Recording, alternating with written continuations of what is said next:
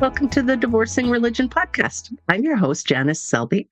I'm a registered professional counselor and a religious trauma recovery coach. And I'm excited for the first time ever to have another Janice joining me on the show today. I'm speaking with Janice Formichella. Janice is a breakup coach and the host of two podcasts, Sex and the Solo Girl and Breakups, Broken Hearts, and Moving On. She's passionate about helping people from all backgrounds to beat their breakup, overcome loneliness, and make the end of a relationship the start of a powerful new beginning. Oh gosh, I love that so much. Janice is also a survivor of domestic violence, an ex-Mormon, and an advocate for those choosing family distancing or estrangement. These are such important topics. Welcome, Janice.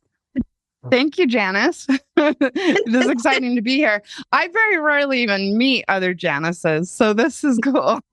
It's a treat, yes. And then someone recommended you to me as a potential guest. And then when I saw your specialty being around breakups, and of course, my whole thing is divorcing religion, I just knew that we were, I'm going to say it, a match made in heaven. Oh, sorry, people. Tell us a little bit about growing up in your Mormon family and what happened there. I've done hour-long interviews just on this topic. And I was born into a very, very devout Mormon family. I am the oldest of 7 children. I was also raised within kind of a Mormon community in the outskirts of Mesa, Arizona. So really being raised with mostly other Mormons. Like I said, my parents were very devout, very strict. We have what's called the pioneer ancestry on my dad's side, which a lot of Mormons, like I was telling you the other day, kind of considered to be like the Mormon street cred. And it really was all encompassing. It was really all that I knew. I mean, every aspect of my life did revolve around the church. Everything that we did in some way was connected, waking up, doing like multiple prayers before leaving the house each morning. I mean, I think we would probably have 5 or 6 different prayers during the day. And yeah, really just very strict and controlled atmosphere, environment. I went to a high school that was run by a bunch of Mormon homeschoolers who ended up all getting together and then like starting a school. And so really, it wasn't until I was about 20 that I had any non-Mormon friends. Did you believe the whole thing? Like, did you buy in completely because you were just raised that way? Yes and no. So It was definitely something that the truth of it, I suppose, was something that I took for granted. Growing up, I thought that I would stay in it. However, I did begin to think that I was different pretty early on as well. I was always curious about the outside world more than the other girls around me. I will definitely say that. I remember, for instance, the first time I saw a women's rights protest on the news. I'm older than I look. This was in the 80s. And I remember this was on the news. And I'm just sitting there completely fascinated. Like, I did not know that women did stuff like that at all. I was raised definitely women stay in the home, don't even really go to college. They started relaxing on that when I got older, but it was really ingrained in us that you are being educated to be a good mom someday. Mm-hmm. And I only knew stay-at-home moms. And so I was just fascinated that these women were out like marching in the streets. And I was just sitting there amazed. And my mom goes, do you know who those women are? I don't know. And she goes, those women don't want babies. Oh, yeah. So that was the environment. And so I always knew I was different. And then definitely like the more indoctrinated I got, and the more like the rites of passage that I got, they pretty much start you at that when you're about 12. I just kept on always wanted to go to college, always wanted to have a career someday. And like I said, I was much more curious about doing things outside of the faith than anybody I knew was. I wanted to go to New York for college. I wanted to travel before having children. I wanted to get an actual degree. And so that I did. It was hard for me. And I was challenged as well because I kind of got in a lot of trouble. I have to say, I was a really good student. I was actually a really good kid, but there is this culture of surveillance in the Mormon church, in your communities. And I had what I consider a very normal teenage libido. I never had sex, but I did have a boyfriend who I had experienced some physical intimacy with, and you can't tell one person that you have had this experience with your boyfriend before 2 days later your parents know about it, and then your bishop knows about it, and then your other church leaders know about it.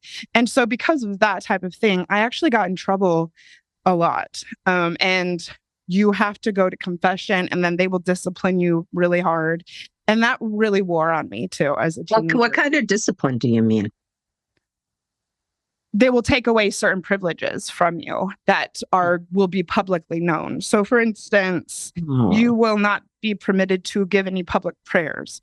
We, at our church services, pray before every single meeting. You're there for 3 hours, and there's 3 classes, so 3 prayers, and then the opening prayer, closing prayer. There's 6 prayers that you'll give during the course of these 3 hours, and they won't permit you to say a prayer. So if somebody asks, so it's like a public shaming. Oh, it is definitely, very much so. And also, we take the sacrament, very similar to how they do it in the Catholic faith, where they pass around, in our case, water. Of course, and pieces of bread, and they pass it to every single person in the sacrament meeting. And if you are being disciplined in certain ways, you will have to pass it without taking it. So everybody will see that you're not taking it. And so that would wear on me as well. It was also just really stressful. It got to my mental health very significantly to be going through that all the time. Funnily enough, though, if I didn't get caught, which normally it was someone would tell on me, I would still go and confess. I mean, if I did something with my boyfriend, it would weigh on me so heavily that I had to repent for this, that I would still sometimes... So you couldn't even enjoy it. So sorry. Can you repeat that? I'm sorry, I cut you off there. You would sometimes... Oh, I would sometimes go and actually turn myself in. If I had done something with my boyfriend that was against the rules, the moral code, which would be anything other than maybe holding hands, maybe kissing, would probably be the extent of what you were allowed to do. I knew when I went to BYU, I knew many engaged couples who were legitimately waiting until marriage to kiss.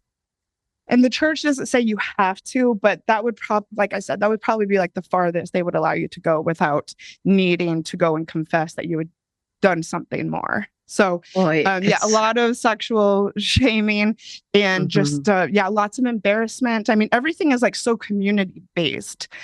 Like I said, it wouldn't just be me and my friends knowing, or maybe even me and my parents knowing, which even that, I don't really feel a teenager needs to tell their parents everything as long as you're being safe. But yeah, like I said, then your bishop knows, and then his counselors know, and then they're going to tell your young women's leaders, which would be, the people in charge of the various age groups. So yeah, it was rough. Boy, and who really loves to control sexuality and sexual behavior of other people is cults. And when religions are really insistent, the Abrahamic religions in particular and their offshoots, they want to be in charge of when you have sex, with whom, what kind of sex. It's just, it's a little bit culty, I'm going to say, for sure. So then you grew up under this surveillance, even to the point where you internalized it, as many of us do. So then not only aren't you able to completely enjoy, whatever you're doing in the moment, then you're saddled with guilt afterwards. And so then you tell on yourself. And it can be really hard to escape. Even when we are able to divorce religion, we carry around this internalized, overly developed kind of feeling, sense of judgment and right and wrong, and this fear that we're going to get caught doing something wrong, or maybe we've done something wrong, can weigh really heavily on us. So you did get to go to university. And did you complete your degree? But... Oh no! So tell a little more about that. You're the oldest of 7. Did you leave to go to school, or how did the end come about with your religious beliefs that you were raised with? College was definitely the beginning of the end. As I mentioned, I was very, very academic, very overachieving, did wonderfully in high school GPA wise. And I had always pictured myself, like I said, going away to college. I had this, as a girl from Arizona, this romantic idea in my mind that I would move to New York to go to school. I did have some safety schools, for instance, one being in Arizona, but I think I probably would have had a good chance of getting into probably anywhere I applied.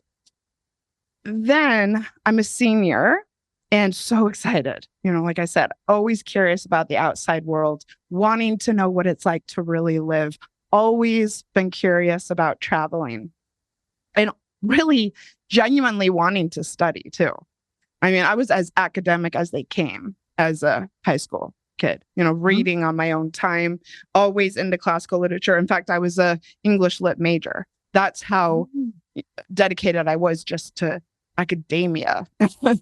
And so I'm getting all of my applications ready. And my parents come to me for the very first time as a 17-year-old girl who's thinking she's going away to college, come and tell me that I am not going to have any opportunities for any colleges other than Brigham Young University, which never even crossed my mind, being, having my personality, or I could stay at home and, go to a local school. So in my case, Arizona State University. So this shocked me completely. They knew I was applying for schools. They knew that this was my dream. They knew my career ambitions, or my academic ambitions, as far as what degrees I wanted to get and maybe what I wanted to do with them, leading up to eventually, getting married. I mean, I was always, I don't think I gave anyone any indication that I was going to leave the faith. I do know my parents struggled with some of, the sexual immorality that they had to... I see your air quotes there, yeah. Yeah. And so I believe that they felt perhaps keeping me either in the home or at a church school would maybe also keep me in the church and maybe keep me from acting out. But that it was faulty premise, because it kicked me right out, actually, of the faith, because I was never going to stay home. I described living in that home almost like some sort of military environment, certain, like making our beds and getting our beds checked every morning, getting up really early, even on the weekends, everybody being monitored all of the time. It wasn't a good place for me as a curious young girl. Sounds stressful. Oh, it was awful. It was. I do not consider myself to have had a happy childhood, and this is not because of the fallout. I look back and I almost can still get anxious about what it was like. So I did go to BYU, easily got in, and I cannot describe how unhappy I became and how quickly. It was almost as bad as living at home. I mean, we had a really, really strict curfew, and we would also have, the RAs, the resident assistants, come and like making sure that we have not broken like a 10 p.m. curfew or something, and Mhm. really, really strict dress code. I mean, like just as strict as I had come from, and more surveillance in this case, because everybody is there on campus and everybody has to sign an honor code, and you get props, for turning people in for various things. And Oh. at first, I didn't really get into any trouble, but I was severely unhappy. And just, I kept on thinking to myself, if this is what life is going to be like, this isn't what I had in mind, like for my college experience at all. Mhm. And so my mental health just spiraled out of control. I Mhm. started cutting. The Mhm. things that lots of depressed girls do when they don't Yeah. have a way out, they don't feel like they Mhm. have any options. And I lasted a year and a half. And I actually did give it my best. Like I was very popular. I was even on the student council. So, which that was just like naturally what the types of things that I would do. I was in student council in high school, being very gregarious. I Those were the types of activities that I was naturally drawn to. And so I really was giving it my all. And there I just couldn't hold it together. I just got Mm. more and more depressed.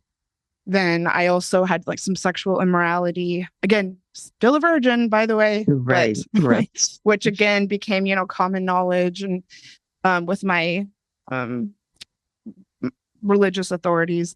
And yeah, eventually I had to drop out. I didn't really see any other way around it. Mm. And so I don't know where this Brigham Young University is in relation to where you were living with your parents. Were you living away at the school? Yeah, Okay. I Okay. but so I went from Mesa, Arizona to Rexburg, Idaho, which Mm. that also caused a little bit that caused some issues in and of itself, because I'm from the desert, you know, and I'm going to blizzard territory. I'd never even seen snow before at this Oh my point. gosh. Mm-mm. And so I get up there and it's freezing cold and very, very uncomfortable for me as somebody who'd never Mhm. been in freezing temperatures or snow. And so Mhm. that really wore on me as well. I mean, I didn't even know really how to dress for the cold. And so it just created this, no pun intended, snowball effect. Right.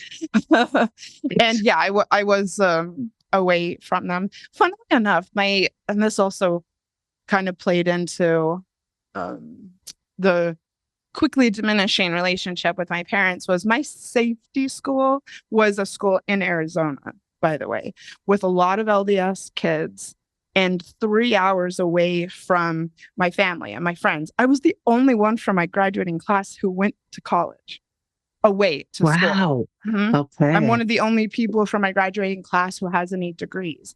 And so none of my friends were going away. And so I thought, if my safety school is 3 hours away, maybe it'll be a better adjustment. I can come home and see people on the weekends. There's still a lot of Mormon kids there, but they wouldn't have it.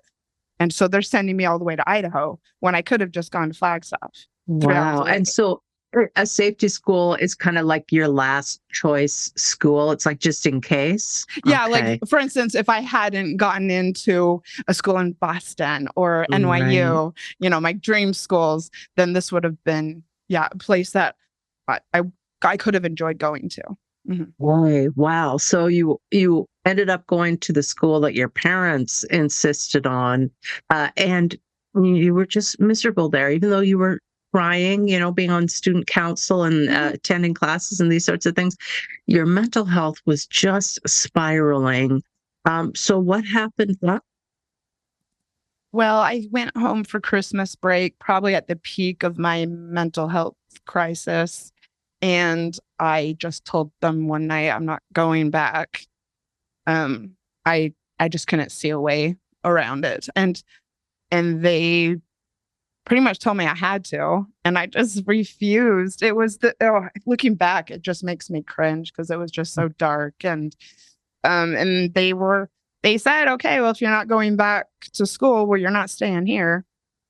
And so I had gotten a like a seasonal job. This is gonna make a lot of people laugh. I had a seasonal job at TGI Fridays, waiting tables. I cannot believe my parents let me do that. But I happened to know like one friend from the restaurant who kind of knew what I was going through. And she came and picked me up. And again, it's such a weird story, such weird memories. And so she came and picked me up, and I just like moved out of my parents' house and like crashed on this girl's couch for a few months. Wow. And it was really dark looking back. And when her lease was up, then she and I got our own place together, and I just started figuring things out for myself. I never imagined even having a job, much less figuring out how to pay rent. I've been trust fund kid. And so I had been told growing up, as long as I got good grades, I could go to whatever school I wanted to. By the way, I was always told I could go to whatever school I wanted to. There's just that much money, and also my job is concentrating on my studies. And so rent paid, cars, everything. And this is what all my cousins had as well. I never imagined having to pay rent, but I could not go back to that school. I was in severe crisis. Nobody around me seemed to care. I could have lost my life if I stayed there. Wow. And I'm not being dramatic. No, I'm so glad that you, even at that young age, you paid attention to what your body was telling you, that you could not go back. It was screaming at you. Your parents didn't seem to pick up on that. I can't explain it. Right. I mean, I had cuts on me. I don't, Mormons, a lot of Mormons, my family especially, it's all about keeping up appearances. I think that, both my parents are middle children, and which that comes with its own, some dynamics when it comes to inferiority complex and this type of thing. And I think that they felt very proud that I was at BYU. I think that, my dad especially is really focused on like social currency. And I think that he really liked telling people that I was there. And I think that, that was much more important to them. Wow. And I think maybe they were blinded to what I was going through, even though I'm pretty sure it was pretty obvious. Right. And then you end up moving in with this other young lady from the restaurant where you're working, and you on the fly, you're having to figure out, this is what it's like to have, bills to pay. Did you end up going back to school? And were you still talking to your parents, or were you estranged from them at that time? Estrangement didn't come quite yet. So I move in with this girl who, by the way, I am this little Mormon girl from Queen Creek, Arizona, who's moving in with a bisexual woman who's also pregnant. Dear. I just went for it, and for quite a while, I would do things like I'd still go over for Sunday dinner. I still wanted to be a good daughter. I quickly stopped going to church for sure. And that, I mean, if you've been to a Mormon church service, you will definitely understand how liberating it is to not have to go anymore. So it only took me about 6 months to figure out the whole rent thing. And then I did somehow finagle myself into going back to school locally. So I actually did end up going to ASU in the end. But, did your folks pay? So I don't remember all of the details, but I did end up gaining access to the trust. Yeah, which they did know about. And they did say, I would have to deal with all of my living expenses, which, like I said, that was never the deal growing up.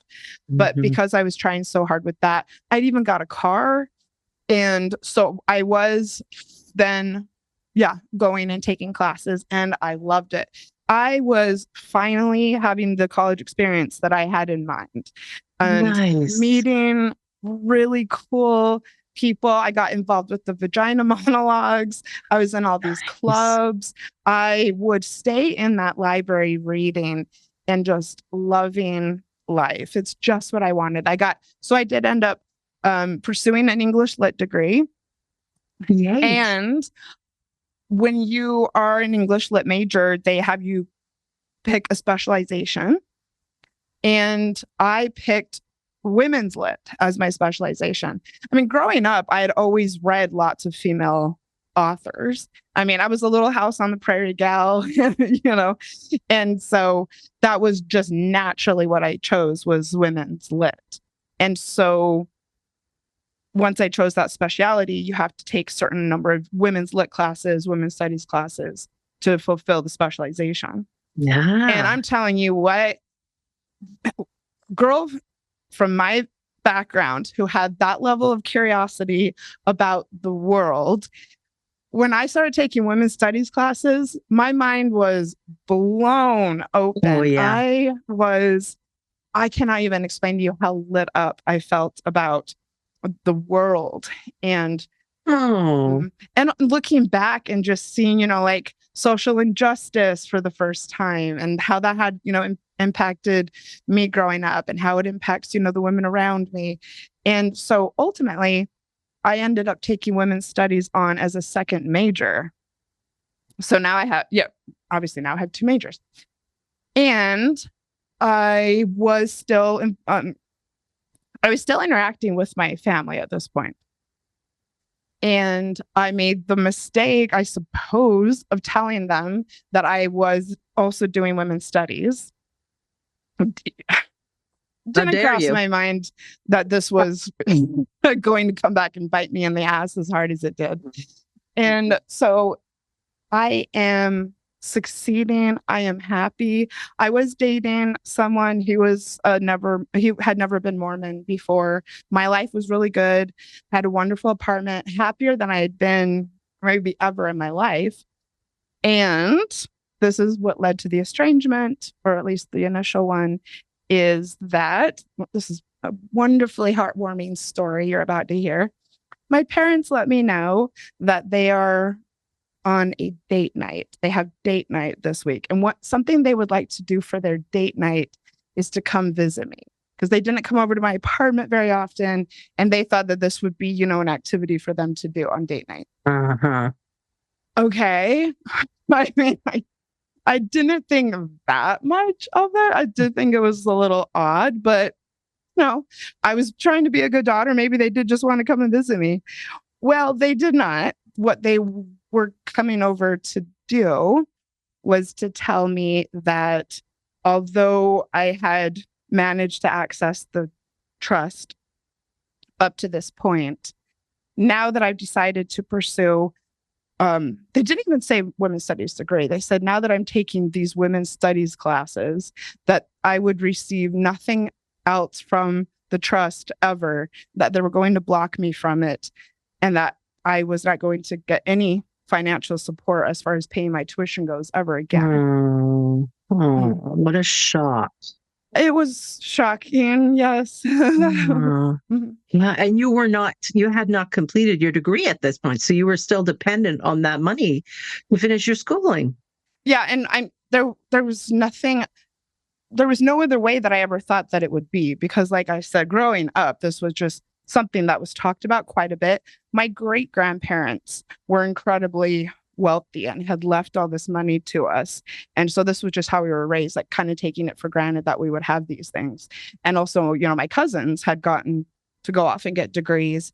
And so, yeah, it was really earth-shattering, for sure. And I had a year and a half left.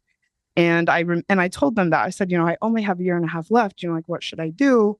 And I will never forget, my dad just looked me straight in the eye and said, I don't know what to tell you. And that was that. I did get a little upset. There was no screaming match or anything. I don't remember the entire conversation. I was very confused and asked, like, why are they trying to sabotage my happiness? And as soon as it started getting heated at all, they just got up and left. Like, they're very classically avoidant, emotionally immature people, which is also part of why I think we've gotten to the point of not even talking anymore. Is because of that. Right. And they, again, going back to the desire to keep up appearances, although they had done this horribly sabotaging thing, very unkind, very vindictive thing to me, they actually still expected that I was going to remain a part of the family and that I was just going to continue to come over for events and dinners like I always had. I don't know how they thought this was going to work. It goes back to their immaturity. But when my mom called me 2 days later to ask me if I'm coming over for Sunday dinner, I felt sick. And I told her just straight up, I can't believe you did this to me. And I said, I don't want to see you anymore. And then I didn't see them for about 3 years. Wow. And which probably also meant you were cut off from your siblings too. Sadly, my siblings and I have never really been able to come together for whatever reason. It's kind of hard for me to fully understand myself because a lot of us are very, very close in age. But I just think I left the church so early that nobody could really figure out how to relate to me. And then they are all teenagers and younger. I mean, my youngest siblings were still in elementary school when I just stopped coming around, for years at a time. And so we just were never really able to maintain or build meaningful relationships. I think that especially the younger ones, it's not that they forgot about me, but I just ceased to be anything important in their life. Right. So were you able to keep going and finish your degree? Did you stay with the boyfriend? What happened? So I did figure out how to finish college. That's, not really too germane to the conversation. But yes, I did end up graduating with my BA in English Lit and Women's Studies. I did stay with the boy. We're not together anymore, but we did end up getting married. And I am grateful for that because after this cutting off the trust situation happened, I did for the first time start exploring the history of the church and reading what we call anti-Mormon literature, which is really just people talking about their poor experiences with the church. I remember I went to Mesa Public Library and I just checked out any book about Mormonism not written by the church. And that's when I developed my first bout of insomnia, was because I got all these books and I couldn't sleep because all I wanted to do was read them. And for the first time in my life, I started considering how corrupt the establishment is. Was it shocking? It was really fun to read all of these things. It felt like I was doing something bad, something very risque. And it was also therapeutic and also just, it was eye-opening. I wouldn't say that it was shocking, but I just had allowed myself to consider these things for the first time. I suspected greatly that my parents had been encouraged to cut me off financially. And so it did also get me thinking, what kind of religion would encourage a parent to do that, but also considering everything that I had gone through growing up, like why had I been forced to go through such public humiliation and also having been really ensconced at this point into women's studies. It also got me thinking how oppressive it was to women.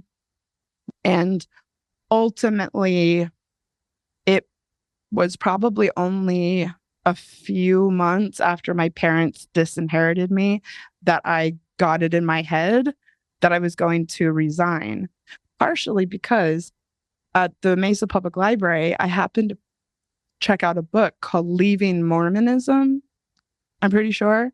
And in it, this woman tells her crazy story about moving to Mesa, where I lived, to join the Mormons. And then years later, deciding it wasn't for her and resigning. And then I Resigning get to from the back. Mormonism. Yeah. Mm-hmm. Oh, I'll tell you all about it. But first I get to the end of the book and my mind is just blown, And on the back of the book, there was this stamp that said, if you need help leaving Mormonism, like we have a center in Mesa. Like this Oh. and it was called Concerned Christians. And it was a ministry. I didn't stay involved for very long, but it was a ministry all devoted to helping people leave the Mormon faith. And so, of course, again, my mind is just blown. And I started going to it. And yeah, they helped me with a resignation letter and officially having my name removed. Okay, good. Although, I mean, it's jumping from the frying pan into the fire in one sense, but they provided help that you needed in that moment for you to continue on with your life. Yeah, writing that letter and then officially resigning was just one of the most exciting things I've ever done in my life. Definitely the best decision I ever made was leaving the Mormon church.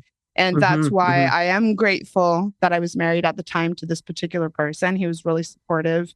He had been raised in Mesa around a lot of Mormons. And so he knew a lot about the culture and thought what I was doing was very brave. I lost all of my friends when I left. I lost all relationship with my family, all of their goodwill, which there was already very little. And so having him there to support me it meant a lot. It got me through. The marriage ended up being very bad in the end, and we did get divorced, and it was not an amicable one. But I'm still grateful that I met him when I did. Right. So then you're not having contact with your family at the time. You did manage to finish your degree. Congratulations. And then you've even managed to extricate yourself from the Mormon church. Then the marriage comes to a very difficult end. And then what?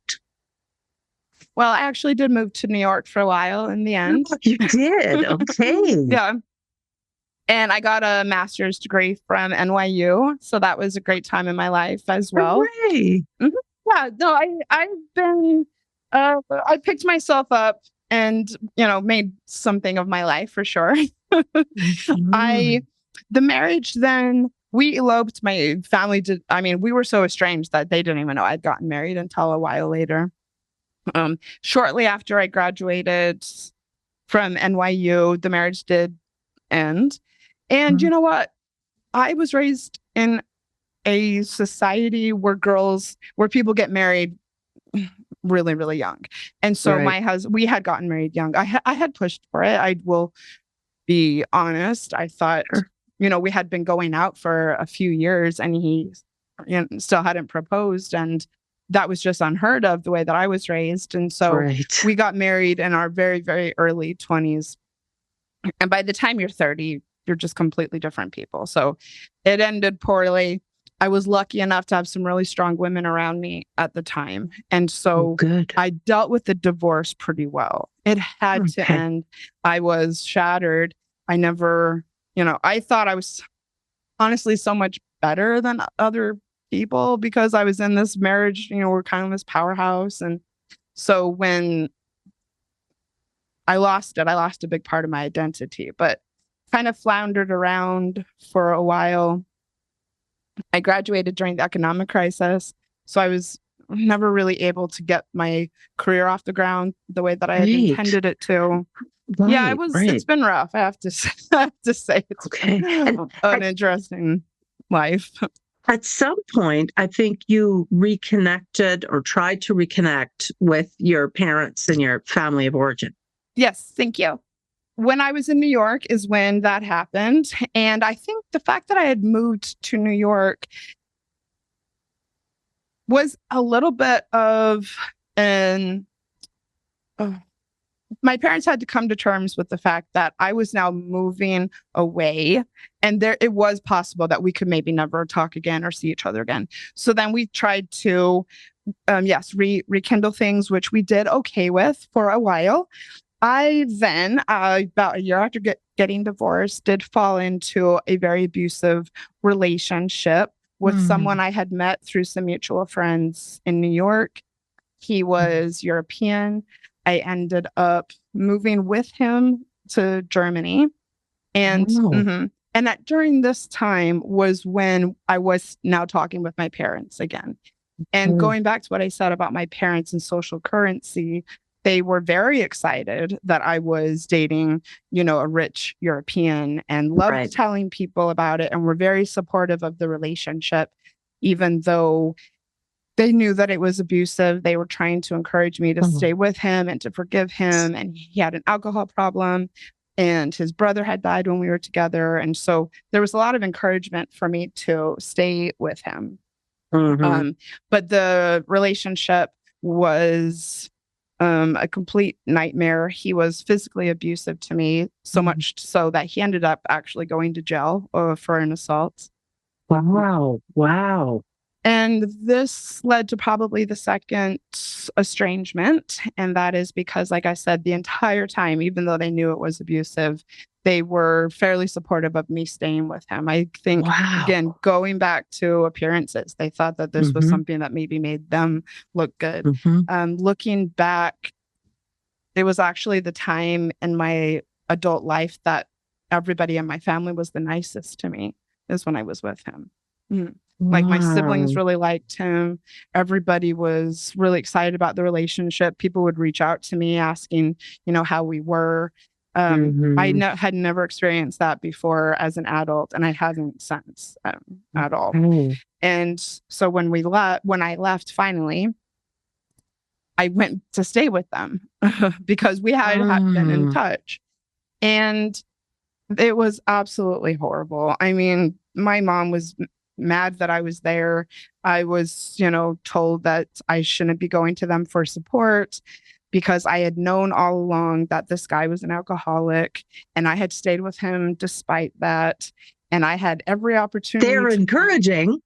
Yeah, it was just an absolute nightmare. Yeah, they had never really, they got fed up with me leaving and going back, because I did a couple times, as most female survivors do. You do. Yeah. And so when I was a complete mess when I left.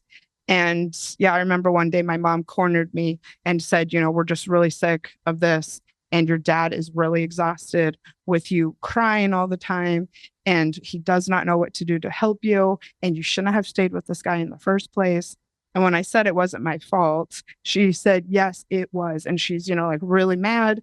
And, you knew what you were getting yourself into, and you need to get your own place. You need to get out of here type thing. Wow. Yeah. Oh my gosh. That is so painful. The one place you're hoping, the world has beaten you down. You need a safe cocoon, or you can recover and start to rebuild. And the people that you turn to, the people, who you would think would be so close to you and concerned for you, absolutely not no.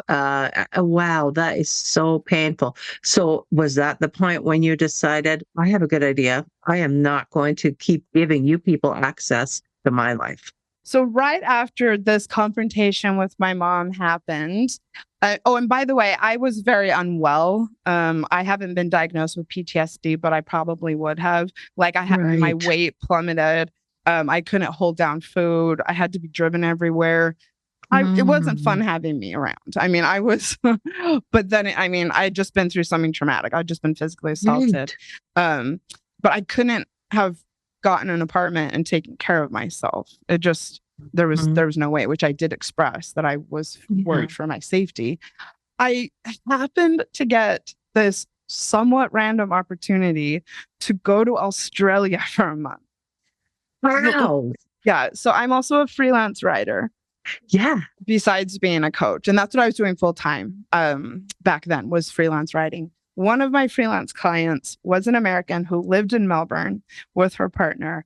She knew that I was kind of, in between spots. She did not know the reasons. I never told any of my clients what was going on. I think people were really confused why I was like randomly moving from Germany to Mesa, but I never let it on what I was going through, which that also caused some stress because I'm trying to work hard and it's hard to even get out of bed. And so she asks if I can go to Melbourne for a month to help her with this project. And I'm like, okay, yeah, get me on a plane. So she flies me there. And like I said, I had just had this confrontation with my mom. I think they were plenty ready to be rid of me. Well, I mean, she said as much. And so I go to Melbourne and it was supposed to be for 1 month, like I said, and I stayed for 5 years. Oh my gosh. Wow. That's incredible. A whole other sordid story. I tried to get residency and it didn't work out. But when I was over there for all this length of time, I barely talked to them. I don't know if they ever reached out. My siblings, who had been so excited that I had this relationship with this German guy and had been asking me how it was going, all of a sudden, just bounced out of my life. I went back and looked at, my messages when I decided to move back to America. And like none of my siblings had messaged me since I went. Yeah. And like I said, my parents never checked up on me. We just didn't really keep in touch. And I have to say, it wasn't because of lack of effort on my part. I did try and there was no interest in it. Okay. So as far as though getting back to estrangement and how somebody can get to the point where I am is, like I said, I tried to get residency and it did not. Say it didn't work out would be an understatement. It ended up being a complete disaster. Spent every dime I ever had on all of the applications. I ended up getting a work sponsorship with this really exploitative company who I ended up having to sue for workplace harassment. And I won, by the way. I did not want to get into it. I never, you don't want to sue a company, no matter how horrible they've been to you. It was a nightmare. And so at the end of the 5 years, I really had no choice but to come back to America. It wasn't working out. I had to really accept that this was not like my destiny, is not to work this hard for something that is just for 3 years now, not coming to fruition. And life isn't meant to be this hard, and I'm worth more than this. And that, I feel like that acceptance piece is key. Anytime we're talking about the end of relationships, the end of a dream, divorce in some way, we have to get to the point where we accept the reality. This is not working, or this is not what I want, or I deserve better. And it's like banging your head against a wall. It feels so good when you stop, when you finally decide, okay, I'm going to have to try something different. First, I sued this company, as I told you, which was an absolute nightmare. And then I ended up actually getting another sponsorship. I mean, people in Australia, feel like their dreams have come true just to get one sponsorship. Getting a second one. Wow. And then about 4 or 5 months into getting the second sponsorship, I was in a team meeting and the CEO comes and says, I know this is going to come as a surprise to everybody, but I think I'm actually going to dissolve the company. Oh my gosh. And so of course I started freaking out inside. And then it was like almost instantly, I then thought, it's come to an end. Like, it's my time in this country is over. I'm not going to fight this. This is not working out. This is not what I meant to do. And so I started working a bunch of nanny jobs, saved up money to fly back. And during the course of my experience suing the company, I'd actually lost a lot of my close friends because, of course, the people who had sponsored me were in my social network. And so I'm going back to America having lost a lot of the friendships that I thought were really important to me and that I was important to them. I had definitely had relationships in Australia with people who at the time I had considered family. and just to lose them all, and actually then to feel kind of mistreated by people and used in many ways.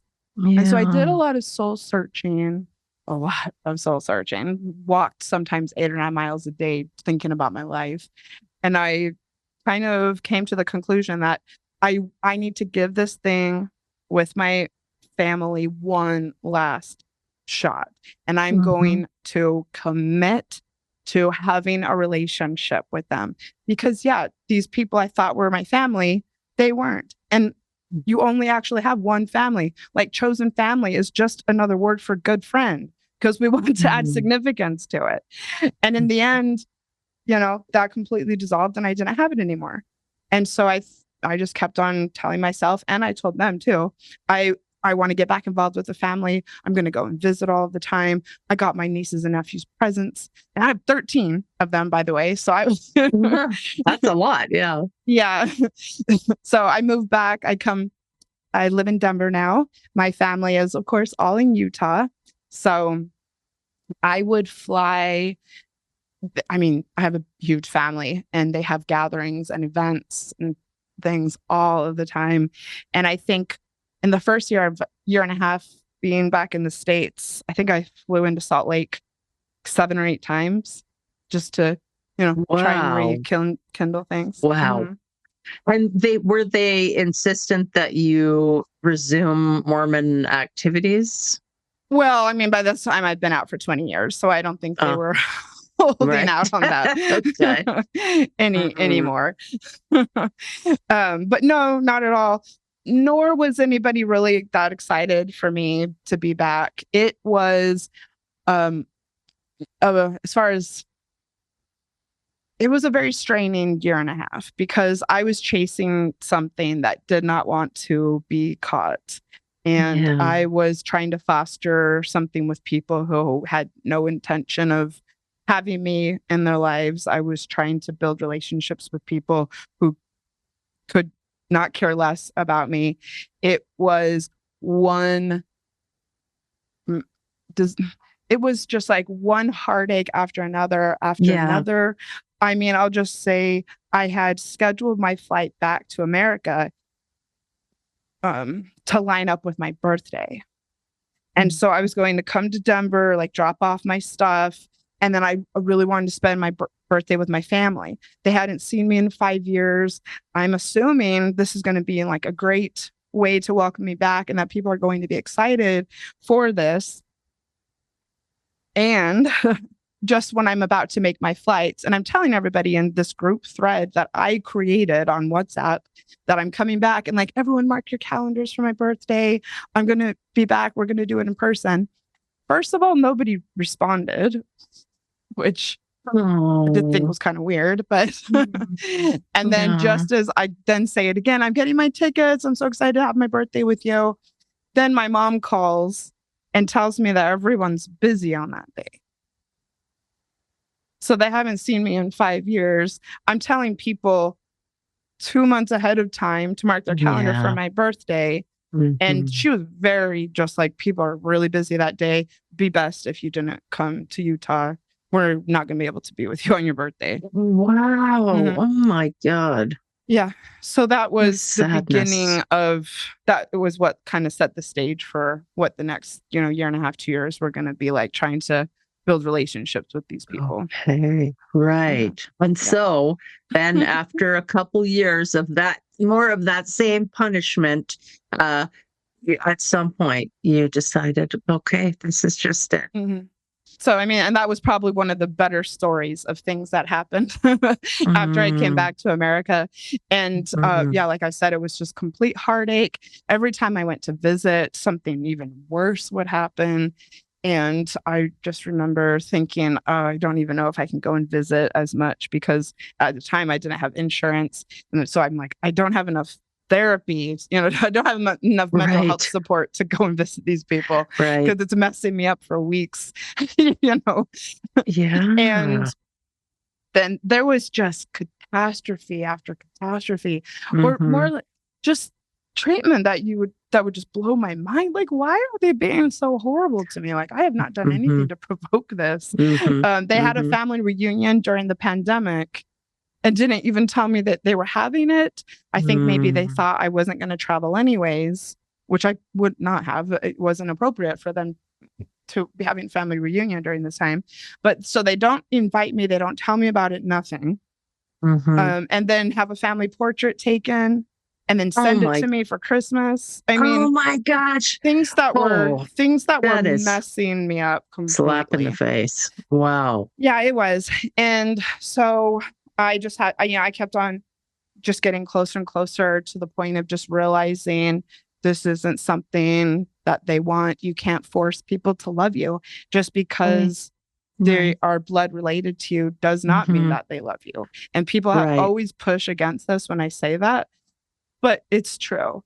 And so 2 years ago. And it also doesn't mean that they're healthy because you're blood related to them.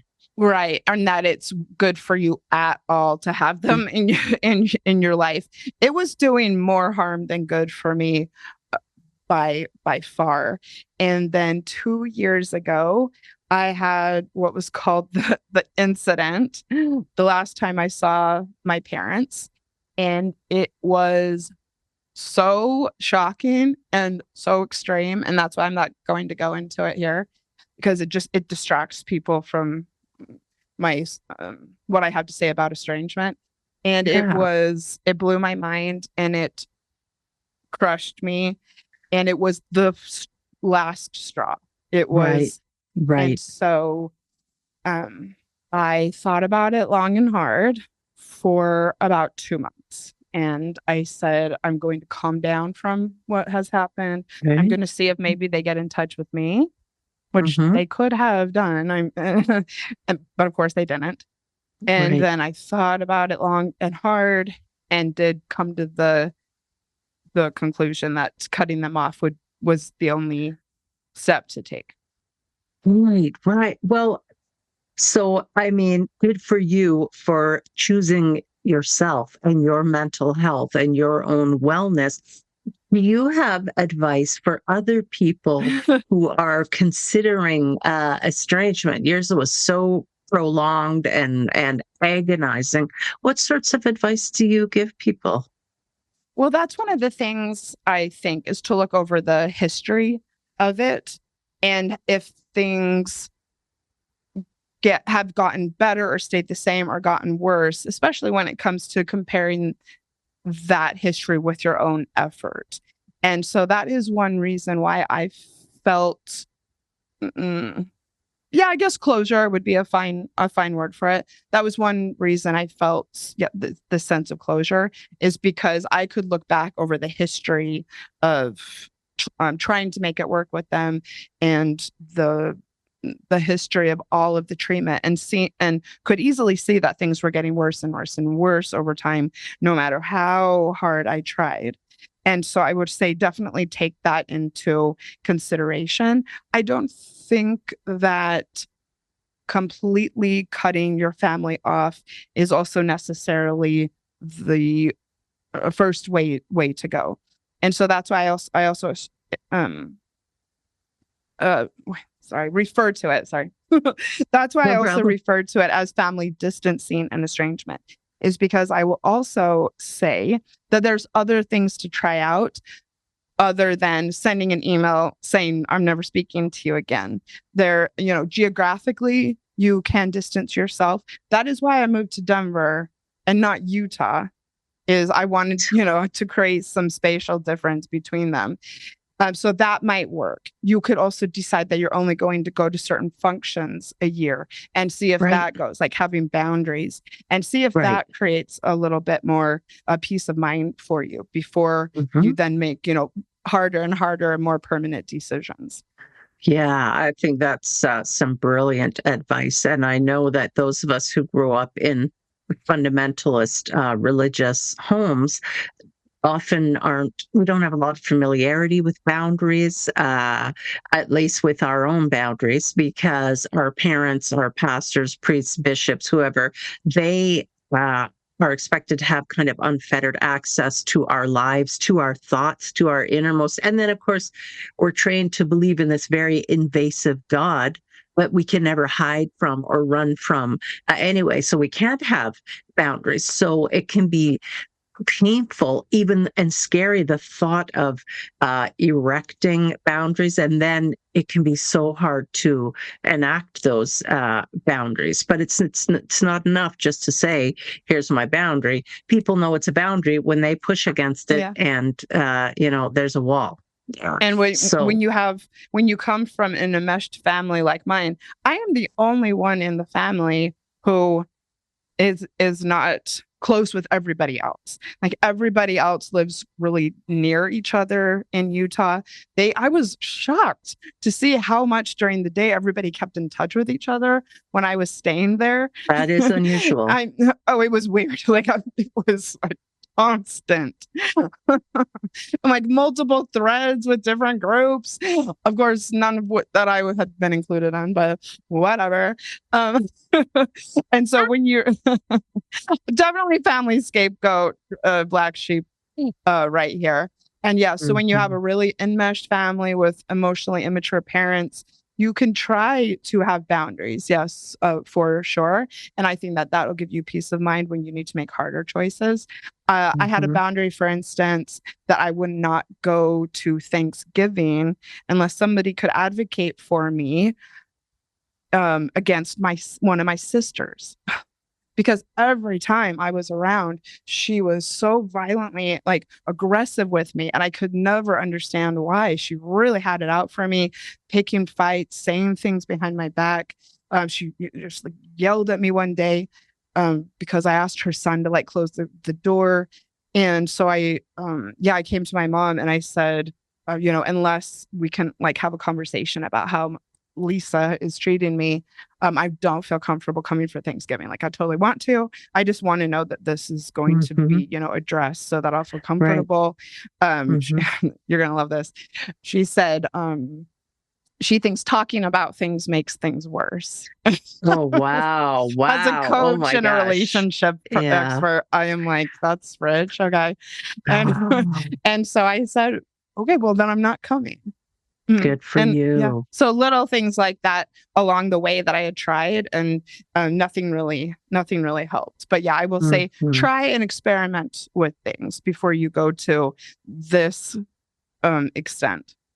Right. And so you have had lots of breakup experience in the sense of religion, family of origin, and then also some very significant romantic love relationships that just did not work out in the end. And one thing, when I'm working with clients who were raised again in fundamentalist homes, they can have so much anxiety and fear and shame around divorce. And so I tell them, divorce isn't a failure, it's a transition.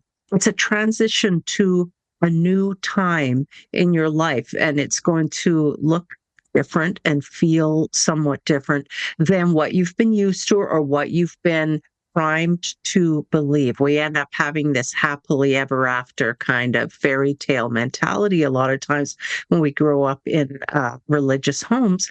And that's just not the case for most people. And you're allowed to decide that you want something different, you want something better, you've outgrown your partner, or you're just not happy with each other.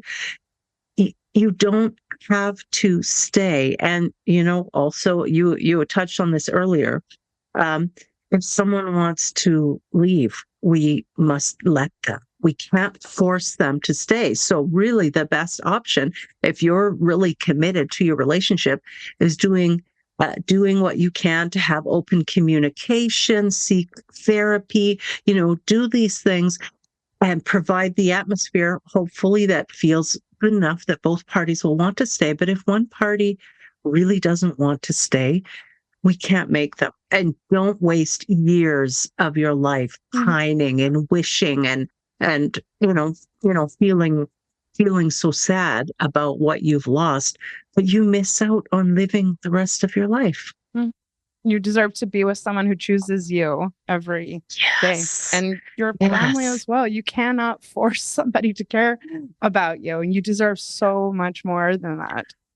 Right. Show up Wow. for yourself. I mean, show yourself how good you're going to be and what a good soulmate you are to yourself. I love And it. I mean, this Show up is, for yourself. cutting off my family was painful, but it was just also this, like radical act that I had to do, and this radical, massive, big thing that I did to show up for myself and just say enough is enough, and I'm going to prove it Wow. by doing this thing for you. Wow. And I'm just thinking of our body and what that can feel like in our body to finally have this sense of safety, because your body knows you are going to be taking care of yourself. And now you have a few businesses on the go, including coaching and podcasting. How can people find you? I would love to hear from anybody who listened to this, whether it be that you want breakup support, if you're leaving religion, if you have any experience with the Mormon faith. I hang out on Instagram. Please come over and say hi to me. It's Janice Formichella, all one word. And that, yes, go over there and see what I'm up to and what I'm offering. And I am taking on clients. So yeah, I would love to chat with you if you think that could be a support to you. Wonderful. And I know you love literature. You would have an extremely interesting story to tell if you ever decide that you want to write a book. A lot of people say that. We'll see. Well, you can see mine is behind me. I've got the girl. Divorcing Religion memoir, and Survival Handbook is my own book. Janice, thank you for joining me today. Janice Formichella, everybody, go on, show her some love on Instagram. She's got some really interesting insights, as we've heard today. And I would love to keep talking with you because I know you've got so much more. I'll have to have you back again. I would love it. Thank you so much. Yes, you're welcome. And thank you for joining us today. I hope you have a great day, and please take care. We'll talk again soon. Take care, everyone.